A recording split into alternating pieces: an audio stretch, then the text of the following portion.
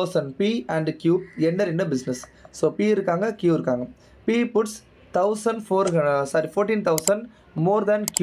அப்போ Q வந்து X amount போட்டிருக்காங்கன்னா இவர் வந்து X plus 14,000 இன்வெஸ்ட் பண்ணியிருக்காரு. P has received for 8 months. P has invested for 8 months. Q has invested for 10 months. ஓகேவா? So இது வந்து இன்வெஸ்ட்மெண்ட், இது வந்து டைம், ரெண்டுமே டிஃப்ரெண்ட்டாக கொடுத்துருக்காங்க.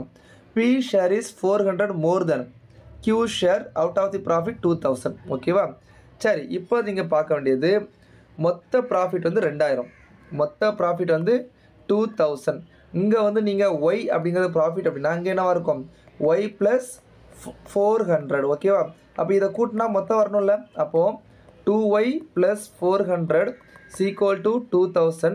அப்போ 2Y is equal to 1600, Y is equal to 800. அப்போ இதிலேருந்து நீங்கள் என்ன பண்ணலாம்?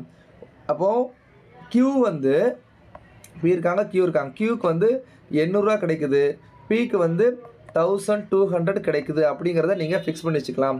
இதிலேருந்து நீங்கள் ரேஷியோ பிரிச்சிங்க அப்படின்னா இங்கே வந்து 3:2 ரேஷியோவில் வந்து நீங்கள் பண்ணியிருக்காங்க அப்படிங்கிறது உங்களுக்கு தெரிஞ்சிடும். அப்போ இதிலேருந்து நீங்கள் என்ன பண்ணிக்கலாம்? 3:2 ரேஷியோ போட்டுக்கலாமா? இங்கே பாருங்கள், 8 into x plus 14,000. இங்கே என்ன இருக்குது? 10x. இது வந்து 3 part, இது வந்து 2 part. கரெக்டாக? எஸ். இதைத்தான் நான் இப்போ எப்படி எழுத போகிறேன்? ஏன்னா x தான் நம்மளுக்கு வேணும். அப்போது divided by 10x is equal to 3/2. இப்போ இதை சால்வ் பண்ணால் உங்களுக்கு என்ன கிடச்சிரும்? x கிடச்சிருமா? ஸோ வந்து இதில் வந்து 4, இதில் வந்து 5. ஸோ x அங்கே போயிடும், 2 இங்கே வந்துடும். அப்போ அங்கே 8 இருக்குமா? ஃபைன்.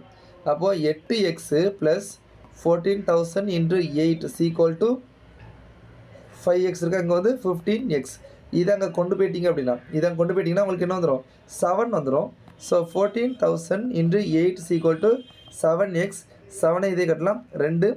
அப்போது x வந்து என்ன வருது? x is equal to உங்களுக்கு 16,000 வருது. நம்மளுக்கு என்ன கேட்டிருக்காங்க? Pயோட கான்ட்ரிபியூஷன் கேட்டிருக்காங்க. P வந்து என்னது?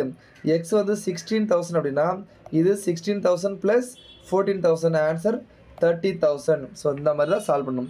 ஸோ ரொம்ப பெருசு மாதிரி தெரியும், பட் நம்ம கான்செப்ட் தெரிஞ்சதுனால ரொம்ப ஈஸியாகவே பண்ணிடலாம். சப்போஸ் இந்த கான்செப்ட் இல்லை, இன்வெஸ்ட்மெண்ட் ரேஷியோ இந்த கான்செப்ட்லாம் தெரியல அப்படின்னா இது சால்வ் பண்ணுறது ரொம்பவே டிஃபிகல்ட்டாக இருக்கும். ஓகேவா? Yes, very good.